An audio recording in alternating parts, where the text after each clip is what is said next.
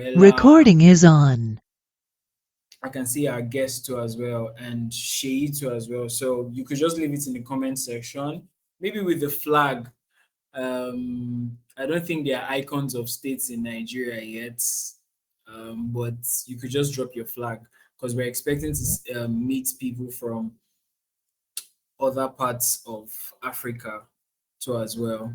So you can just leave it there. Let us know where you're joining from. All right.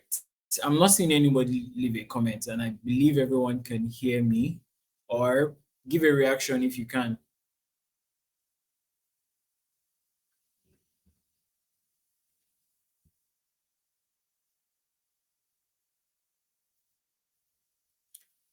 All right. Shay, Ibadan. Okay. Ibadan. All right. Anyone else? Good morning, Emanuela. Where are you joining from? Cross River State. Nice. Welcome. Czech Republic. Thank you.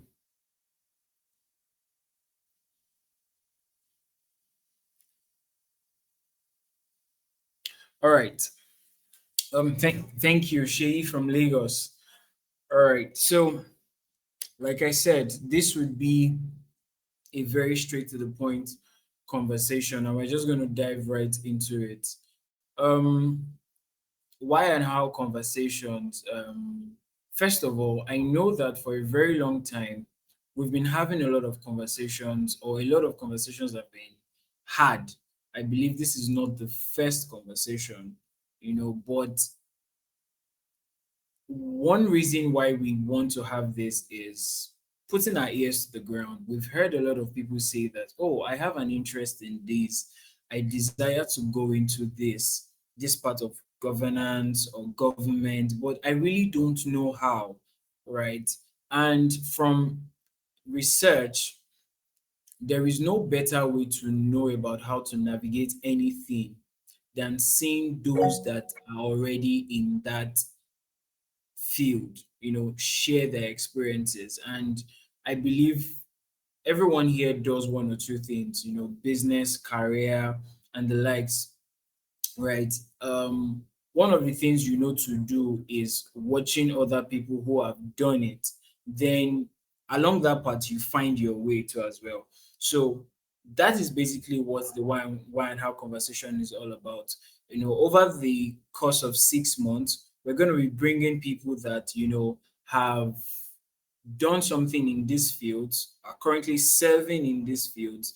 They would share their journey, share their experience, and we believe that from these conversations, it will inspire and, I would say, shed more light on how to go about it. So yes, I'm sure everybody already knows why, why we need to be this, why we need young people in this. We know the data backing it. Oh, in parliament, there's this certain amount, or there's this percentage of youths in parliament, and for the other age brackets, there's this certain amount of youth, and we can think of different issues that we believe that, oh, if youths were a part of this decision making process, maybe it would have been done better, maybe this would have been better. Yes, we all know the reason why, or I would say to a certain extent, we all know the reason why, but how can we really come in? How can we really come in? How can our voices really be heard? And this is across different parts. There are definitely, we know that not everyone will be in governance, but everyone is connected to governance one way or the other. Whether you're a business owner, everyone is connected to it one way or the other. And over the course of this conversation, we're just going to be sharing how. We're going to have people from media, we're going to have people in governance, we're going to have people from the, yes, I would say public and also private sector too as well. And they will just be sharing their experiences. So I would say, yes, grab a pen and paper, and whatever it is that's is highlighted to you, by the reason of this conversation, right? Don't just listen and just pen it down and tick the box that, oh, ahead of this meeting, I attended. Mm-mm. That is not the way to go about it. In listening, it will start to highlight to you the various things you would need to do. I believe that everyone will start to see the things they will need to do, going forward. So, with no further ado, I would want to, introduce our speaker, and we will dive right into it. All right, but before I do that, I will just ask quickly, how many people have heard of the name Fumi Koka before?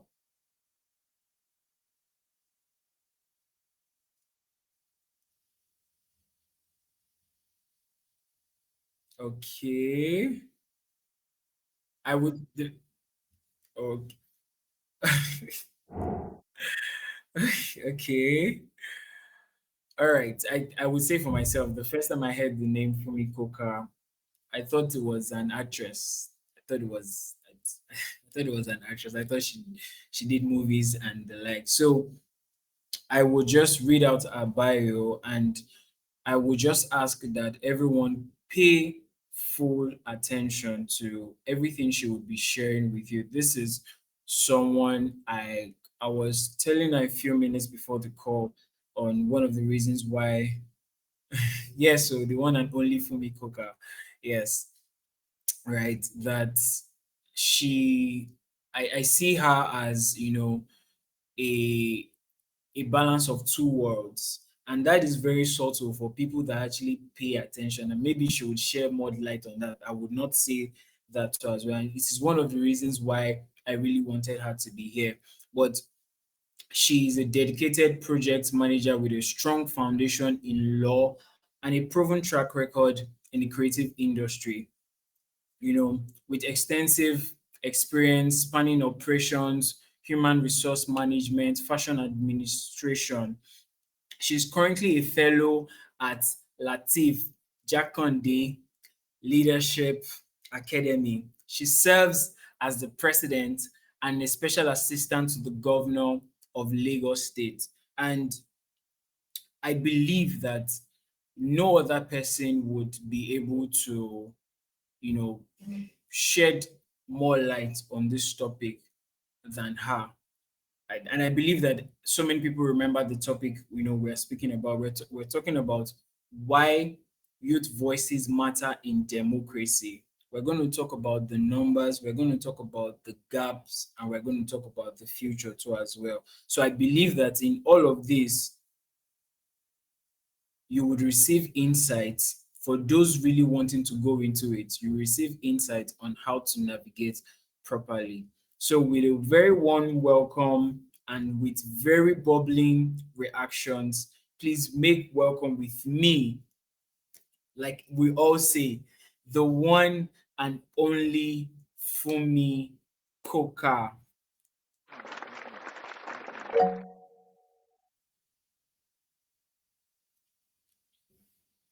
Good morning. Hi, everyone. Good morning. I hope you can hear me clearly.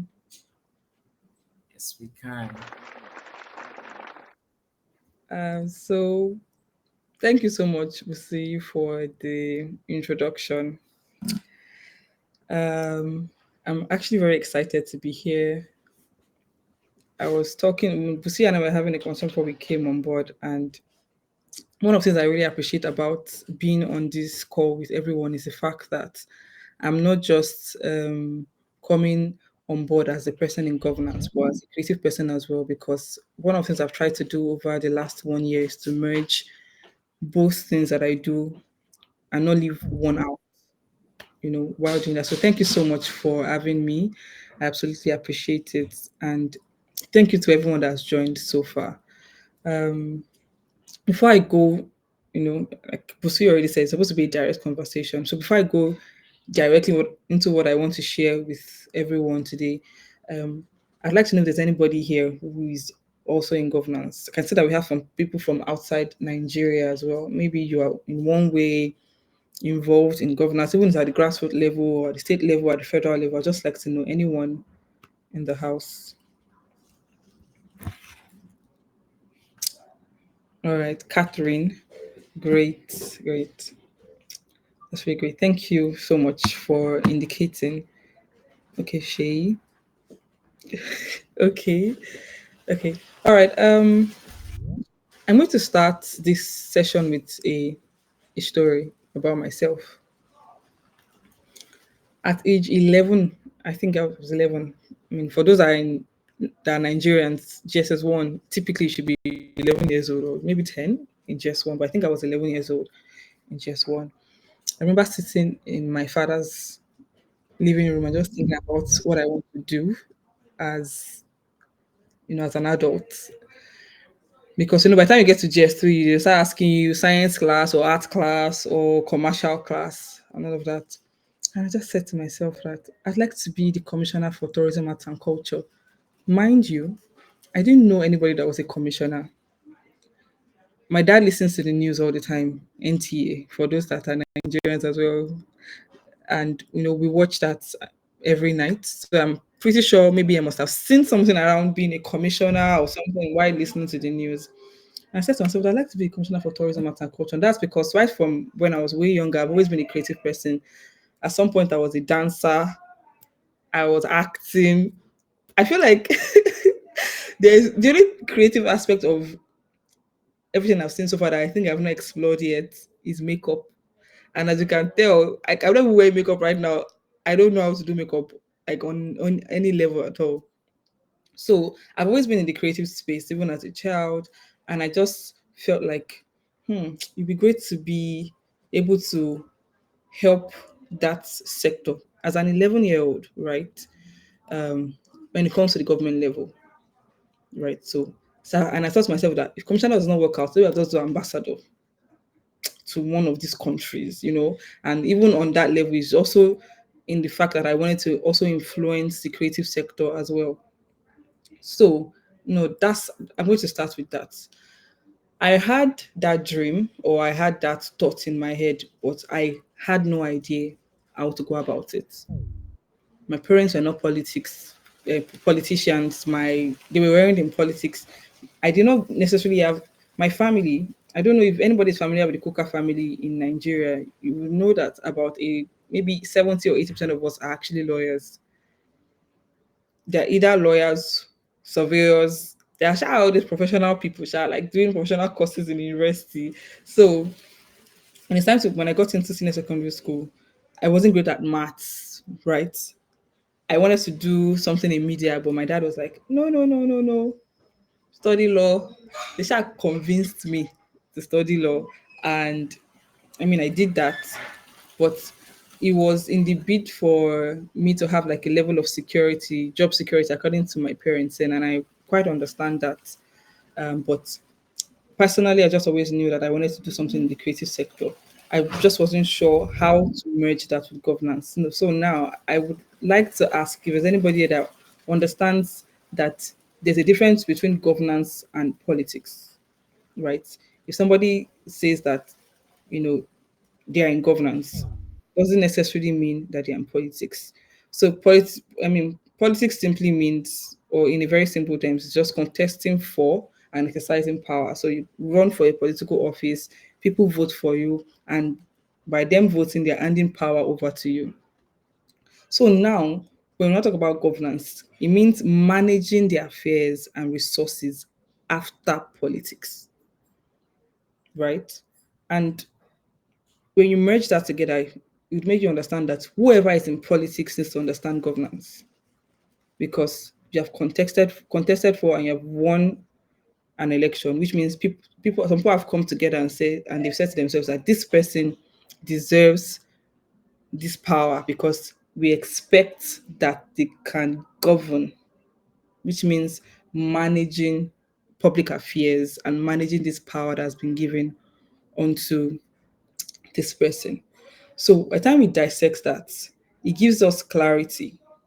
And it also shows that even if you are not in politics, you can have power, which means you need to understand governance as a person, right? And governance doesn't necessarily mean in the public space. It happens everywhere at your workplace. I believe that a lot of only two people that signified working in governance or in politics. I'm sure that a lot of a lot of us here are probably in the private sector, and you are probably heading one or two units, so one or two departments at your workplace. Or even if you're not, even if it's not a title, you don't necessarily need a title, by the way, to exercise governance. If you have been given a task to manage, you're governing that task, you are exercising and managing that, exercising power and managing that task that has been given onto you. So Nabusi already mentioned at the beginning that, we already know the gaps. We know I mean, the last election in Nigeria showed that, and it has led me to the point where I believe that now the government right now has reduced the use to protesters. What we do now is protests. We're always protesting about this. When something happens, you want to go on the streets, you want to protest. Very few people are going into the system to influence things directly, because one of the things I think that we've probably also learned is that protests can be ignored, right? And ever since the incident in the NSAS incident, you can see that people have been protesting, but not as heavy or as hard as we did it in 20 during NSAS. So now I want to dive a little deeper into what I want to share today, and I'm going to talk about how we youth can get involved in governance. So I was talking to someone, I think it was a few days ago, about how it seems like politics is the easiest thing to do in Nigeria. You know, once you can do one or two things, you can get somebody to endorse you, and then you get into power, despite the fact that you do not have the necessary um, qualities or skill, right? And that's the first thing I was speaking on: education and capacity building as a youth, right? We want youth to have a voice in governance and in politics, but it seems like everybody is thinking they can do that on vibes, right? But one thing we need to understand is that when you are talking about politics or governance at a federal, state, or even grassroots level, it means that you are in charge of people's lives. It's basically nation building, and without people, there's no nation, which means that you need to learn certain skills: policy analysis, community organizing, advocacy, even there's an entrepreneurial angle to it, right? Because you need money, even as a government, to run things. So, and that is why the governor of Lagos State put together the Latif Jakonde Leadership Academy, which I am currently a fellow in the academy.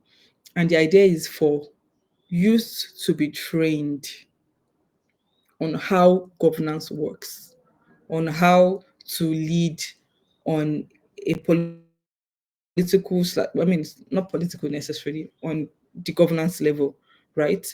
And part of the things that we do at Latif Jakonde is that we have the opportunity to shadow commissioners and top ESCO members in Lagos, basically. I mean, there's a fellow that is attached to the deputy governor, for example, where you get to see how things, and I know that a lot of people understand that deputy governors are like CEOs of organizations. But what that means is that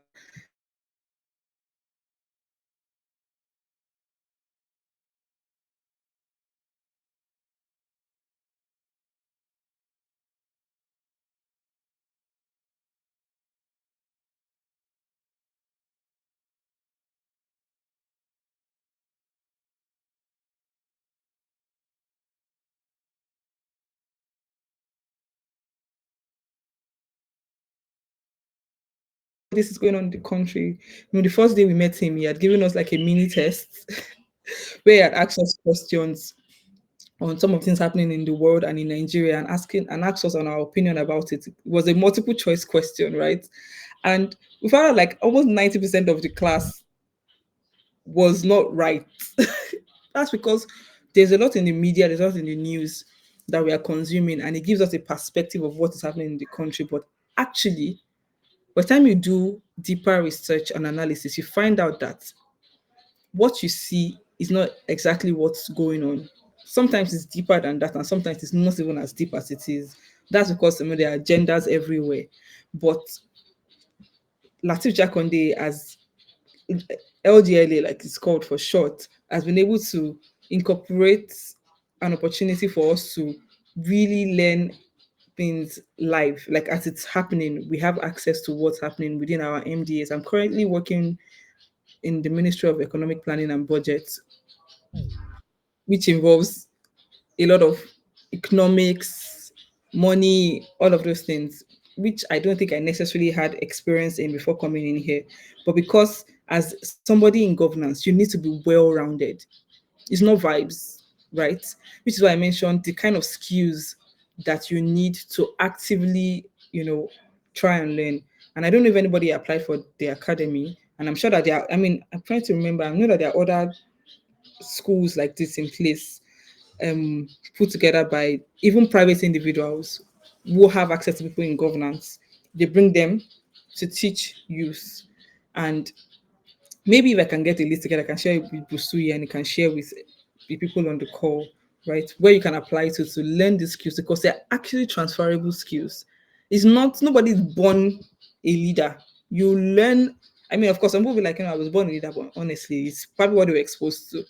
If you are born in Mushin and you were raised by Agberos, even if you could have had the opportunity to become a great leader, but the people you are surrounded with, it goes a long way in how your mind is shaped, how you think critically, amongst other things. So that's first thing I was speaking on education. We need, as youth, we need to educate ourselves and ensure that the fact that we want or we need a voice in the public sector or in governance does not mean that because by the virtue of you being a youth, it will be handed over to you. It doesn't work that way, especially in somewhere like Nigeria where we're very traditional, where we attribute age to wisdom, right? If you are young, it's like you've not experienced life, so you can't really do this. But the first thing that we need to do as youth is actually educate ourselves with the right skills. And to mention a few, policy analysis, community organizing, very important. Being able to, sit just like what the Gradatim is doing right now, bring not few, bring people together and lead them by, by virtue of what you have learned, also pour into them. Advocacy is also one of those things, persuasive communication, where you ensure that you are in people's faces. The person I was speaking to earlier this week told me that for me, if you want to be in governance, you need to be exceptional. You can't be ordinary. Politics, you can scatter your way into it, but governance, you have to be exceptional. You have to know what you're doing. You have to know the niche. For example, I'm currently Latif Jakonde. I'm learning an array of things, but I'm tailoring everything that I'm learning to how I can implement it in the creative sector in Nigeria. The creative economy that's my baby, right? How do we grow the creative economy in Nigeria and Africa at large? How do we utilize the talents that we have in Nigeria? How do we, work with them in order to grow the GDP? How do we ensure that they are gaining like international recognition, but not just a recognition, we're actually bringing in money, we're building relationships amongst other things. That's why I am in Latif Jakonde, and that's what I'm using all my learnings to do. I'm channeling it to where my heart lies, which is in the creative sector. So that's one. Second thing I'm going to talk about is um, being able to, as a young person, being able to understand how the political system works in Nigeria. I don't think that a lot of people or a lot of us know, and this involves a lot of reading, right? I think in the last 7 months, I've been challenged to read more than, well, I think I read more when I was in law school, but compared to every other time that I've had to study anything, it has been in this year because being a creative person and working in the creative sector for a very long time, I being in the academy opened my eyes to the fact that there were a lot of things I didn't know or even understand about the public sector and about the political system in Nigeria because I mean that's where I'm doing myself right now. So we need to be able to read. Policies do not just happen. They are drafted usually by civil servants, and some of them are even usually influenced by NGOs, lawmakers, right? But how do you get into that system? you need to understand the system to influence the system. That's basically what I'm trying to say. Understand the system to get into the system. Because if you just happen to enter into the system and you do not understand what's going on in there, then we talk about corruption all the time. I don't know if anybody here has actually sat down to think about it. Like, how do we curb corruption in Nigeria? I was telling Busui that we, I was in Singapore last month, no, earlier this month, and found we had a course there, and during that course, I found out that the civil servants in Singapore are like the second highest paid in the world. That was one of their own tactics to curb corruption because they feel like if you're earning enough and you're confident or you're comfortable, then stealing wouldn't necessarily appeal to you. But that is just a part of it. There's a part where you learn integrity, you learn transparency, and you actually learn to love your country because politics and governance is not I mean it's a job, but it's not a job that you take because you want to make money. If money is your goal, then I would advise you stay in the private sector, right? And build a company, make profits. But when you're in governance, it's not profit making or profit sharing, right? It is a place where you learn decision making, how to implement those decisions, and then accountability. It's a place where you literally have to put the people before your needs, right? Like that is I don't know if anybody, I mean, at this point I think I want to open up the floor to anybody that maybe wants to share something where you like, do you agree with me when I say that when you're in politics or when you're in governance, it's not a place to make money? Or maybe I can get a few reactions, right? It's not a place where you go to make money, it's a place where you go to change lives.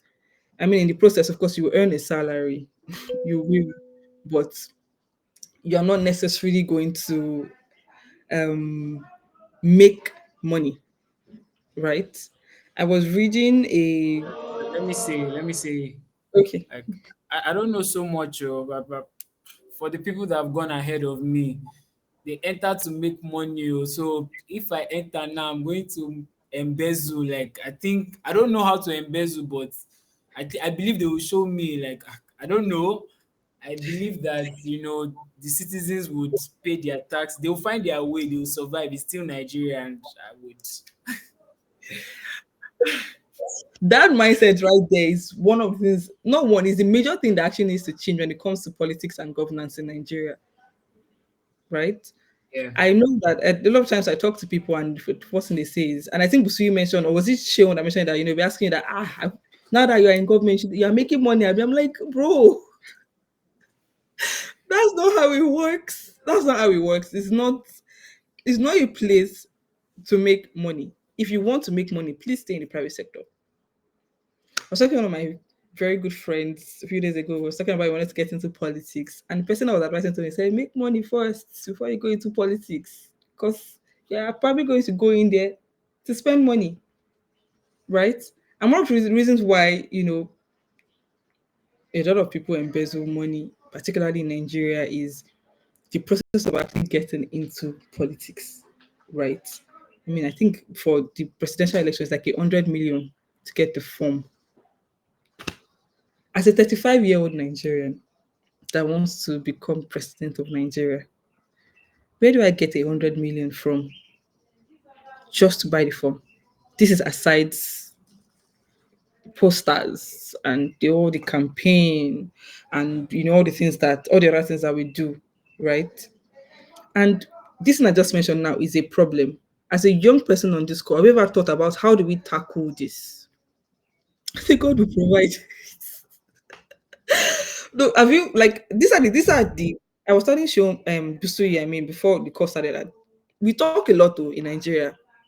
In fact, now we have now protesters, especially the youths, who go out on the street and protest. But we have specific issues that we need to actually sit down and tackle by actions. And one of this is what I just mentioned now. As a young person in Nigeria that's going into governance, 35 is the age bracket, right? The minimum. So as a 35-year-old Nigerian, how do I pay 100 million for? ticket to run as a president, right? You will go on Twitter now and if you search 100 million or party ticket or whatever on Twitter, you will see tweets of people talking. This 100 million is too much. 100 million is this and that. But has anybody actually sat down to say, oh yeah, how do we tell them? How do we actually bring our actions into these words? Like, okay, 100 million is a lot. It needs to be reduced. How do we go about it? As I'm saying it now, it's occurring to me so that maybe I need to, speak on that, right? I'm pretty sure there's at least one person on this call that has dreams of being a governor, a president in Nigeria. Busuya, and I think you probably have that goal. You want to become a president or a governor? No, no, no, Not yet. not yet. Yeah. But Right? Shegun Oladapo giving a thumbs up. So I'm guessing he wants to You want to go exactly. become governor. Okay, you want to become governor.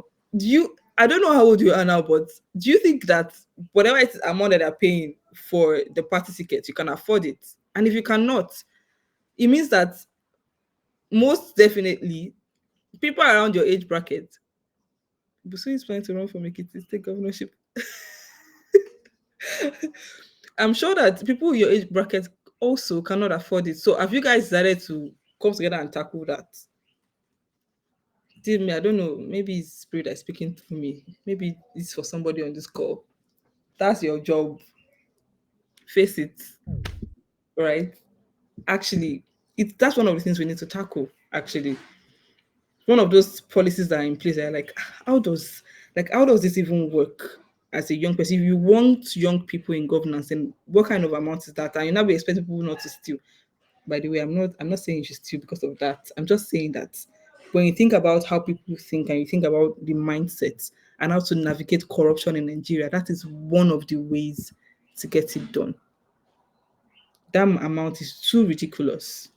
And since we're speaking to actions here, that is like a major way to get that done. I feel like I've dwelled on that a lot. Now, one of the other things we need to consider when going into politics or governance in Nigeria is cultural barriers. And I think I'd mentioned this before that the tradition in Nigeria, particularly, is that we equate wisdom to age. The youth's perspectives are usually, they're dismissed like, oh, you're inexperienced, you are too young.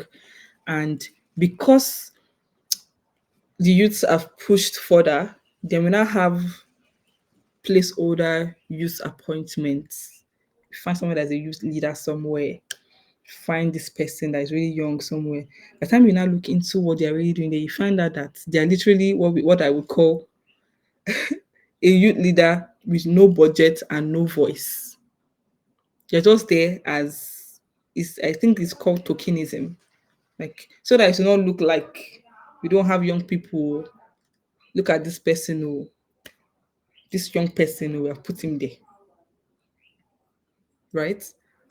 And that's also one of the things that we also need to consider because a lot of people, young people, they they're looking for titles. They want the title. Oh, APC youth leader, PDP youth leader. Oh, I'm a youth leader in my constituency, in my local government. I'm a youth leader. But are you really doing anything with that? I don't know that title. Do you actually have an office, right? You actually have an office. People are really they're fine. They just put it on their LinkedIn, use it to get speaking engagements and all of those things. But are you really, really functioning in that office? We need to ensure that we're not title driven as youth. We need to ensure it that when you get an appointment as a young person, the euphoria of being a titled person in governance or politics does not override the reason why you are actually there in the first instance, right? So when I don't know if anybody here is running for office or is planning to, but when you do, ensure that you are not just a symbolic. appointee. That's the word. Where somebody wants to run for something and they think that someone said, I don't think Nigeria is designed for young people to rule. That's the current reality. But what are we going to do about it? That's the question. And that's why I said, these are the kind of things we need to tackle head on, right?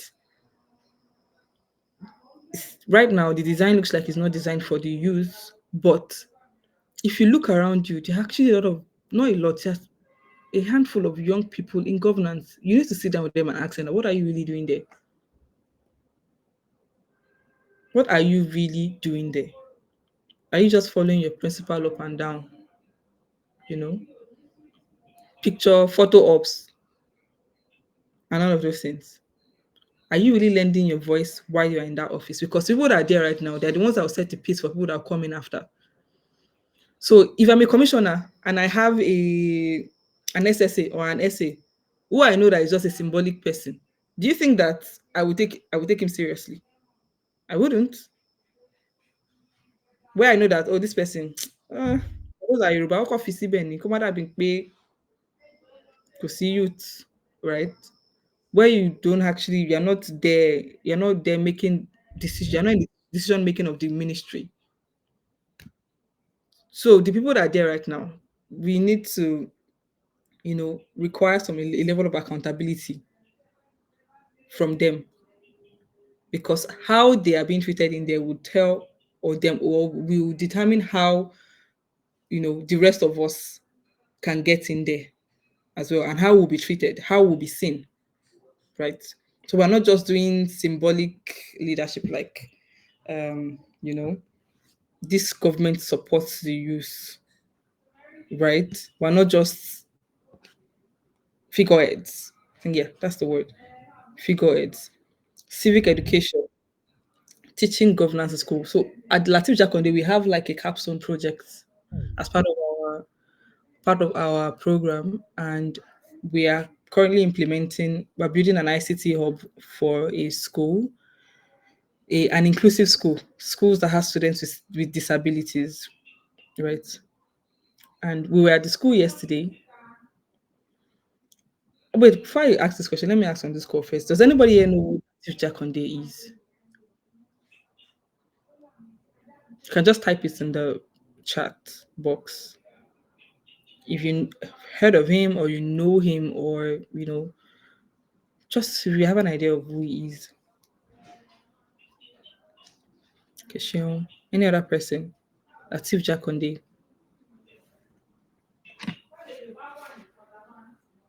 Is it just Sheon? Okay, Sheyi as well. Any other person?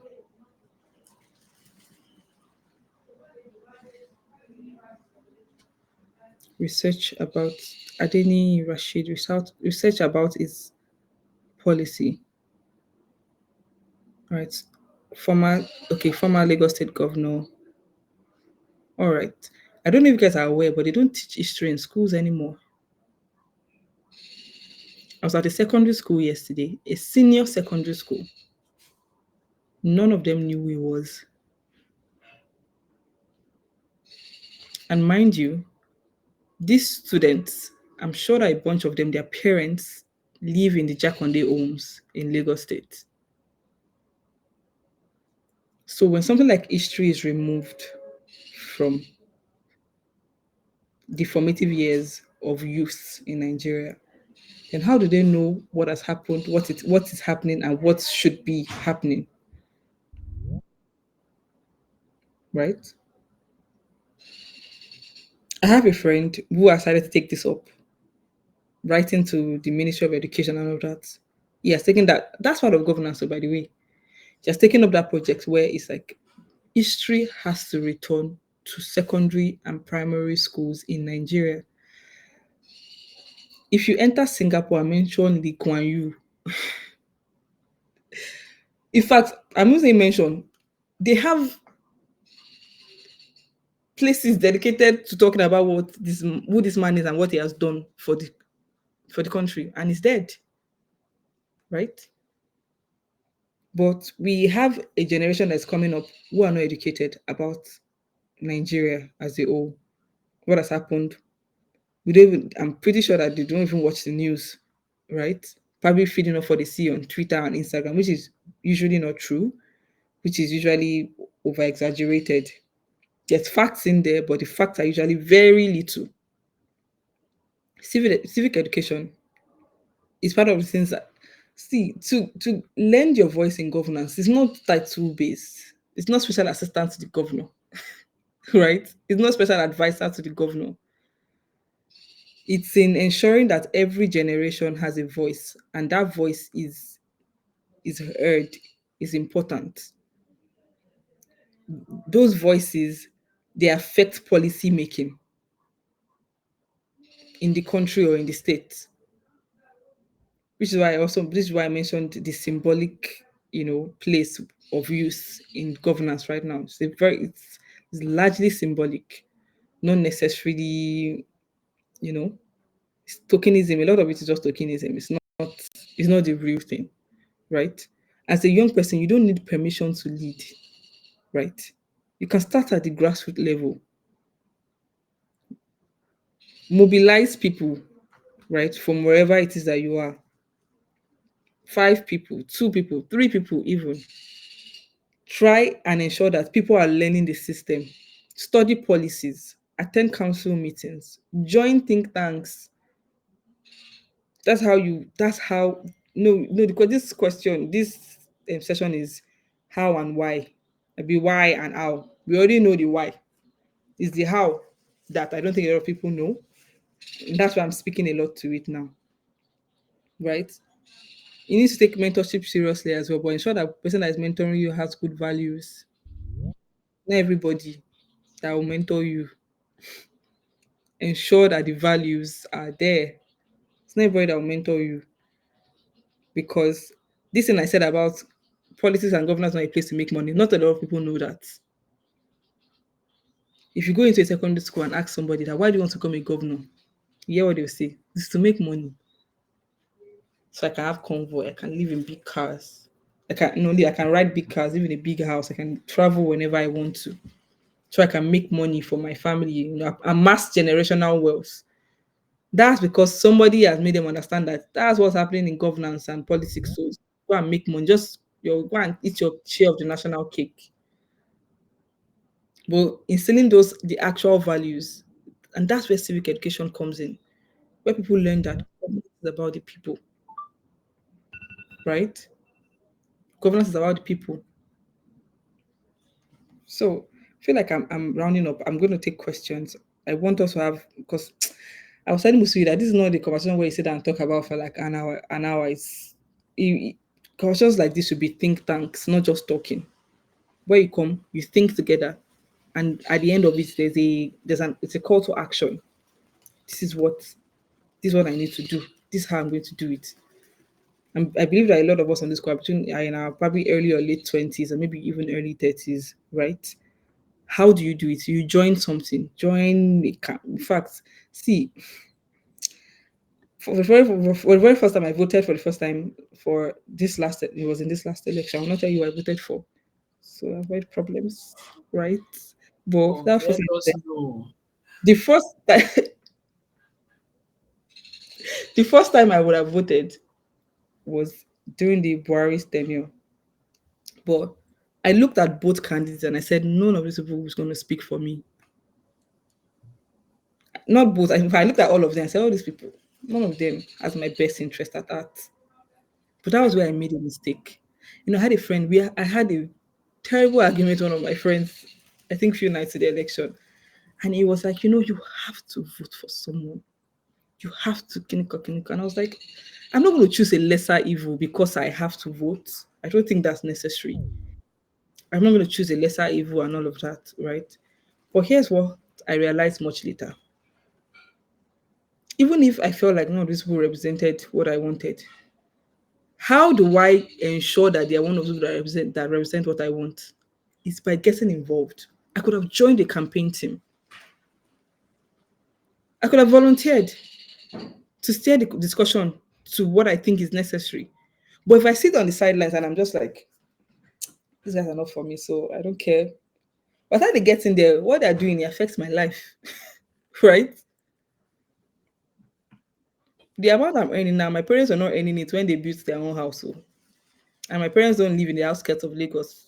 We live in the central, in our own house. But they were not earning as much as I was earning. According to them, Nigeria was good then. I didn't know, I wasn't there, but you know. But I sat back and didn't get involved, right? And I was just like, this tenure will pass, somebody else will come in. And usually that's what happens, tenure will go, somebody else will come in. But if I keep saying this people don't speak for me, the question is, how do I make them speak for me? That's the question. The idea is that's when you get involved, volunteer. Sometimes you might get like paid gigs. I know a few people who were able to join some campaign teams, paid for, and in their own way were able to fine tune some things and turn things around. But I also know a lot of people who did not have that opportunity. And I'm going to recommend. I think I'm going to share. Can I share this link? I don't think it's on my laptop. I'm going to share a link. I read an article by, I don't know if anybody here knows Polizy. I see Policy. I'm not even sure if I'm pronouncing it right. They do civic education basically. And while I was praying for this session yesterday, my friend Andrew shared this article with me, and it's basically like a summary of what happened in the last election. I'm going to share it in the chat box so that we can read it and form thoughts on it. Just give me a second.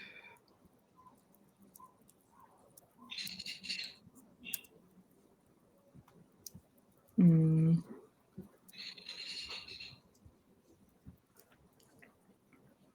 found it very, like, a lot of the data in there I was aware of, but it's just so well put together that I think that, yeah, Polizy, I think Sion knows the organization. And they've been doing fantastic work when it comes to educating the citizens. I think that's very helpful for us to read and look through. So I think I've spoken a lot. I don't know if anybody learned anything, if you heard anything that has helped you form a mindset or forged a new perspective when it comes to governance and politics. But yeah, I think I'd like to take questions now because I actually have to run. All right. Thank you, thank you, thank you. Can we drop reactions again? Thank you, thank you.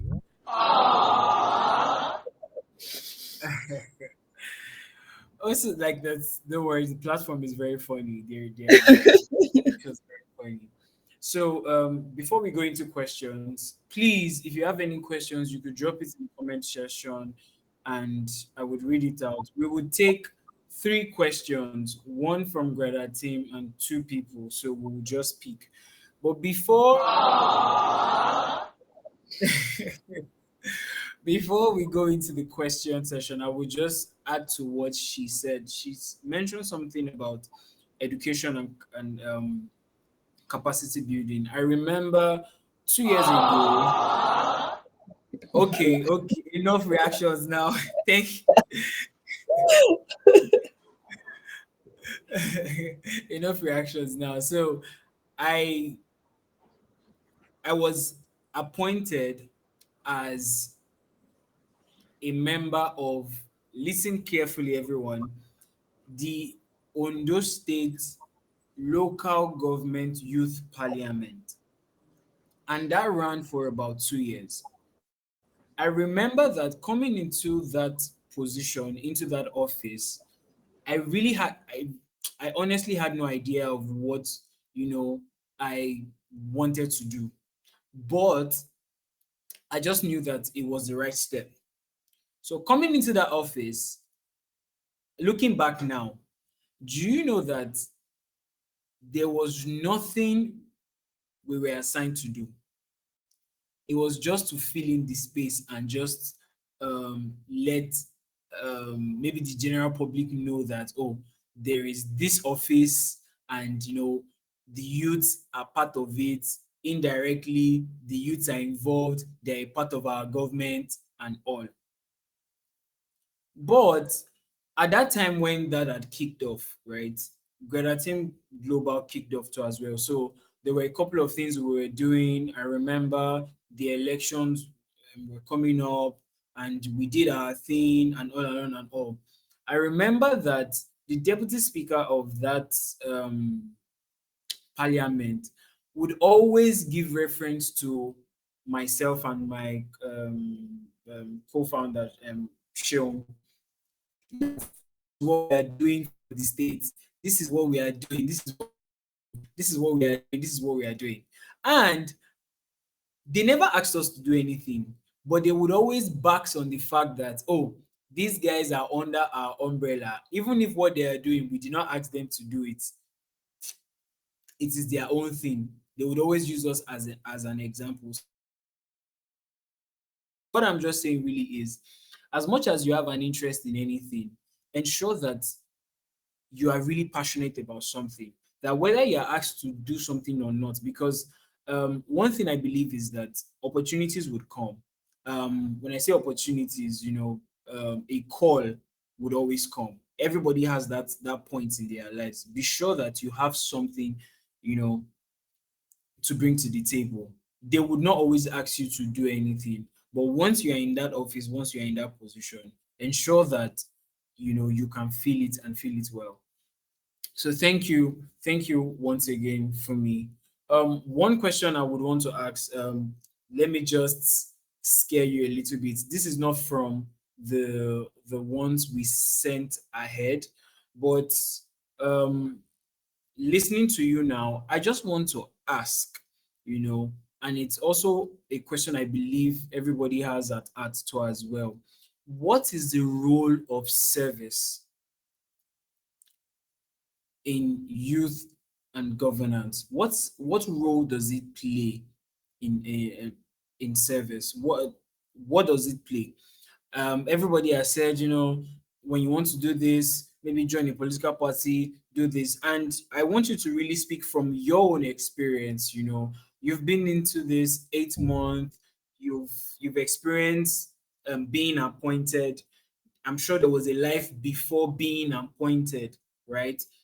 What is the role of service, in governance for youth too as well? All right. Thank you so much for that question. Just give me a second. All right. Role of service. I think, I mean, there are lots of things involved in that, but I think primarily just helps you to cultivate responsible citizens. Like when youth are actively involved, we mentioned how every generation needs a voice in service, right? Or in governance, sorry. How every generation needs it. But if you do not serve or actively get involved, you cannot have a sense of responsibility towards people or people that are supposed to be serving, right? It also helps with learning ownership. You begin to own societal issues because you are serving people, like you are in the system. You are, I mean, when you say service, I talk about like basically getting involved, right? Yeah. Exactly. So there's a way it just shapes your mindset and helps you to cultivate responsibility towards the citizens. You are a citizen as well, but you decided that you want to get involved, right? But it's not just going to be a passionate thing like, oh, I just want to. No. By the time you start to serve, you begin to see the problems, the challenges, the societal issues, and then you cultivate a sense of responsibility and say, you know what, this is on my table, and I think that this is what I want to work on. This is a problem that I'm willing to solve. So you'll not just be on the outside critiquing what the government is doing. I used to be like that though. I'm not even going to lie. Before I became special assistant, I mean, I don't think I wasn't much of a Twitter finger, but when I have conversations with people, I'm just like, oh my God, what's this government doing? Right? What are they doing there? there's this happening in this part of, particularly Lagos. I mean, there's happening in Lagos. There's this happening that here and all of that. But when I got into this, I found out that oh, more these people are working. Oh, it's just that there's something missing somewhere, right? There's a disconnect somewhere. This is why I mentioned that the deputy governor is just the having a session with him was just it sort of opened up my mind. See that when you're doing anything in governance or in politics, you need to be data driven. You need to really be connected to the people. That disconnect is where the challenge is, and is when you enter, when you start to serve, when you enter into service as a youth. That's where you that's where you cultivate that responsibility. You're like, yes, there's a problem. I am going to get involved. And as you get involved, you begin to you begin to just you first of all you empathize right with the people, because I think a lot of that is missing in governance and politics. There's a disconnect where the people get there and once they start making money or in quote when they start stealing money, there's a disconnect. You don't know exactly. You don't know that the road to you don't know that there are bumps on the road that's spoiling people's cars because your car is very high.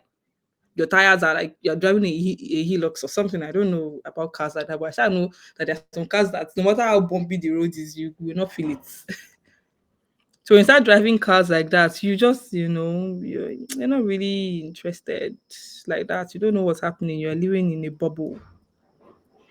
But service transforms passive observers into active participants. That's what it does. It just removes you of being very passive into being an active person. You are now like, okay, this is the problem.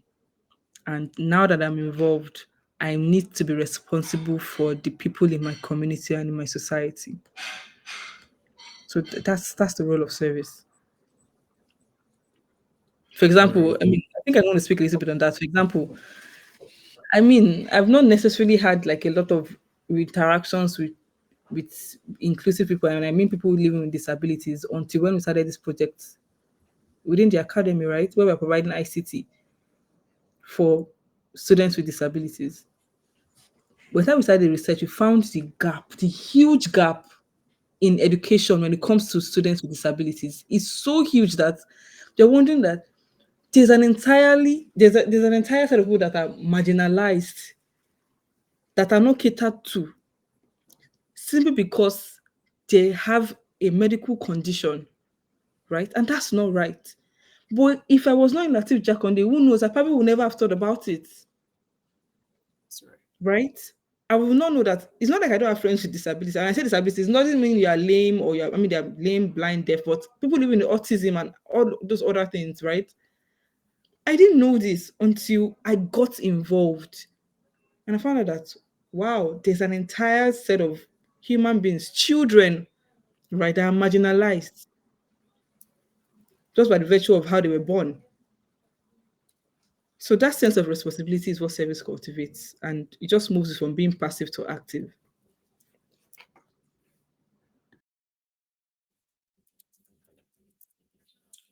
All right. Thank you. Thank you. All right. Does anyone, have any other questions to ask?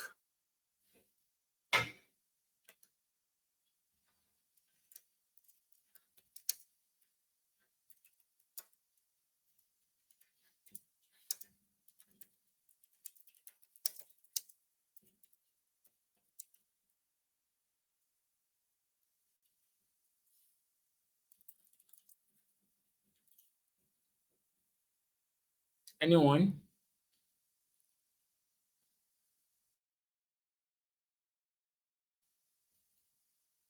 All right. So there's something in the comment section before we leave. David was talking about the fact that there is something about our value system, right? And you know, I would say there's a lot that makes up, a man, right? So how do you believe? Because as of now, you asked the question at the beginning of um when you started speaking, right? You asked how many people want to go into governance and all, and I personally shared that, I wanted to do this because I wanted to. That That statement came from what I have seen and what I consider important, right? So, meaning that over a period of time, there's been like an engineering of mind and everything, right? How is there a way for that to even be corrected? Because just like me now, right? The example I gave, I'm sure there are so many other young people like that, that have been exposed to that image and all. How do we, I'm not saying maybe you have like a full template to it, but from what you have seen and experienced, looking back, okay, for this thing not to continue, for this trend not to continue, we can cut this from here in terms of the value systems of young people. How can we correct that before we round up? All right, and I think I spoke on this a little bit during my session where I mentioned civic education, right? And I mentioned how you go into a secondary school now and you ask somebody that is in GS1, why do you want to become a governor? And you want to make money, right? One of the things um that I'm passionate about when it comes to Nigeria slash Lagos State is infrastructure. There are a lot of things that we do, or we just assume that people should know just because. But what we really need is to put enough infrastructure in place. I'm going to give an example, right? Um, do you know that service, justice, humility, transparency, empathy, all of these things, they can be taught? Are you aware? Or is anybody on this call aware that these things, they are not inborn? They can be taught, right? And the first set of places that these things are taught is in the family unit. You cannot remove it from. Like I know you say, don't think about that, but your parents, they are the first models that you see, right? They're the ones that build you up, your parents. So now, let's say that due to one or two things, your parents are not the best examples. Now, model leadership, where the leaders model these values. Now, also that for Nigeria, in a way, just don't bank on that. Because a lot of our leaders are not modeling any of these things that I mentioned. But now, here's where it's important. Not a lot of leaders are modeling these things, but there are some of them that are modeling it. Those guys, they're the ones that need to put infrastructure in place to pass on these values. Integrate civic responsibilities and ethics into early education and leadership trainings, basically. Latif Jakonde is one of those things. Those infrastructures put together by the government, right? Teach people, teach children, not people, children. The most, according to psychology, the most important phase of the life of a human being is between the age of 1 to 7. Whatever they learn in those years, it impacts the way they live the rest of their life. You may feel like, but they're children. That's the fact. For those that are Christians here, you must have heard this scripture a lot. Train up a child in the way he should go, and when he grows up, he will not depart from it. You might feel like, I'm on a training. People train, people do this, people do that, people that. Yeah, true. But I want you to look very closely at the people around you and hear their stories. They will tell you about how I grew up in this certain kind of home, but when I became a teenager, I rebelled, I did that, that, that. They came back, oh, most of that. In fact, I need us to do this as an activity actually. Speak to anybody that you know right now that you think portrays good value systems. Ask them of their journey. How did they grow up? How was their teenage slash early 20s? And now that they're probably in their 40s or in their 50s, how are they living life now? Age 1 to 7. I don't know if anybody is a parent here. If you're not a parent here, you're about to get married, you are getting married, you have a child, pay attention to those first few years. That's where you train them on empathy, on humility, on transparency, all of those things. Once they can learn it at that very young age. The day we met with the deputy, I think it was deputy governor, I think so. I was one of the exponents. I had mentioned that I have a friend. This is his goal in life. He said, for me, the only reason why I want to be the president of Nigeria is I want to get to that position. Did 4 years. Say I don't need two tenures, so just give me one. That 4 years. Anybody that gives birth in that 4 years, we're going to collect their children from their aunt. And one, train them outside. Like we're going to establish if I mean it feels like it doesn't sound right, but just hear me out. We'll establish an institution where by God's grace, we're going to find people who already have this ethical education, who are living ethical lives. We're going to employ them to train up these kids until they are like 18. Then we release them into the society. That's his plan. That's to tell you why formative years are very important for human beings generally. So I don't know if I answered your question. Everything that you're looking for can be taught. The question is, are we going to institutionalize these things and put infrastructures in place to ensure that these things are taught? Hmm. True. Nigeria, I mean, I believe very much in Nigeria. I don't have any plans to jack. I always tell people, I'm not leaving this country. I'll be here. I believe in Nigeria. Gone. It sounds like oppression. Yes, I mean, that idea is it's crazy, right? But he felt like that. He ought to rose, so say, God, how can this country be good? We need to collect people's children from when they're babies and go and train them. It seems very extreme, right? But sometimes these measures might need to be in place to ensure. But one thing about me is that I'm not a fan. When people say to me the end always justifies the means, I don't believe in that. I believe that the means is as important as the end. How you get the process to acquiring something or anything is very important as the thing that you're acquiring. Right. I True. always tell people that. Yes. So don't say, oh, I'll just do this bad thing for now, but when I get there, I'll be good. I don't believe in that. So this my friend, I've told him that he needs to think about another way to do it, Sha. And collect people's children from them. Yeah. All So I right. hope I answered the question. Thank you. Someone saying something?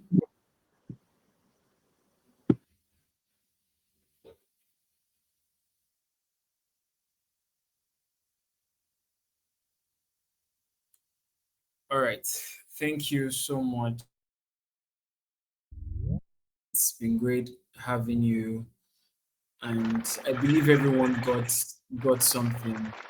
Oh yes, yes, yes, yes. Can we give a round of applause? Thank you, thank you, thank you, thank you, thank you, thank you, thank you. And one thing I want to say, I just knew somebody was going to do that.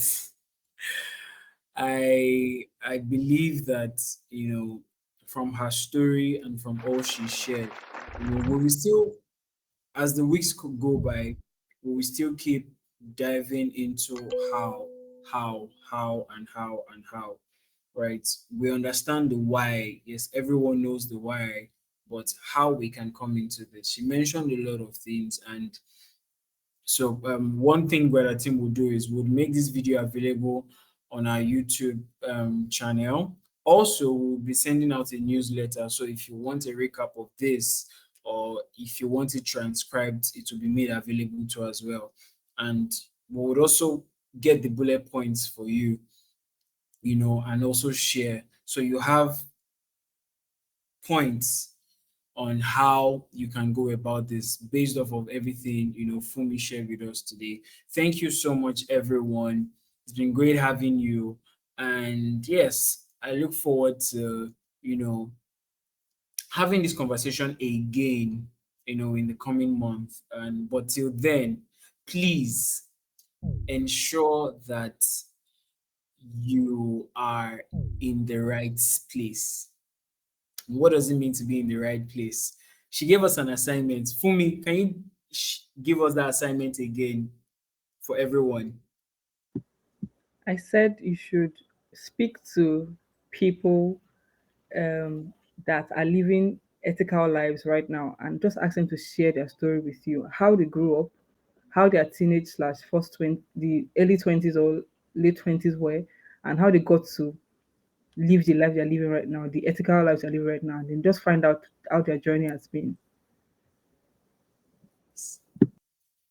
So that is one take home, and I believe that you would discover some things from that too as well. So thank you everyone, and I look forward to seeing you again. Take care, everyone. Bye. Bye.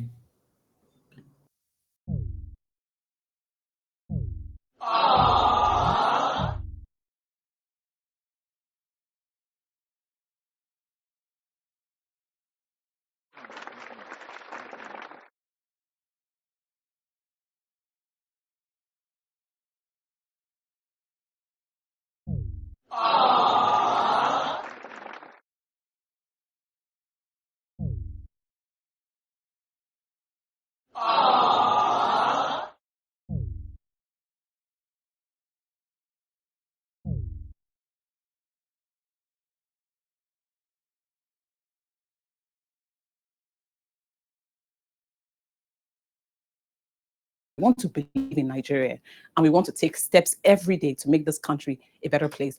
This is our dream, and a new Nigeria is that dream that we so much seek and desire. The destiny of Nigeria is in our hands. We are the country. The country is us. We are Nigeria. We are that turning point generation. We are Nigeria. We are the future. We are the future. We are the dream. We are the nation. We are part of this. Yes, we are so amazing. That's the least we shall be. At the heart of the nation, changing history. How can they say that we are finished? We have just begun. When we have nowhere else to run to, we have nowhere else to go. So get out of the way of the land of our dreams. We are the nation, we are part of this. Oh, oh. We are the nation, we are part of this. Whoa, carry the song, carry the sound. The future is here. The future is here. Goodbye yesterday, tomorrow is now for the taking. The future is here. The future is here. I am the future. I am the future. I am the dream. Whoa, I am the nation. I am part of this. Yes, I am so amazing. The least I shall be. The nation changing history. How can they say that we are finished? We have just begun. When we have nowhere else to run, nowhere else to run, nowhere else to go. Oh, I am the nation. I am part of this. So get out of the way of the land of my dreams. I am the nation. I am part of this. Whoa, carry the song, carry the sound. The future is here. The future is here. Goodbye yesterday, tomorrow is now for the taking. The future is here. The future is here. Raise your hands in the air if you believe the future has come now. The future is here. The future is here. This is all, this is all, this is all country. The future is here. The future is here. The future has The future has come. The future is not a time zone that is yet to come. The future is everything that we can be but have not yet become. The future is everything that we can do but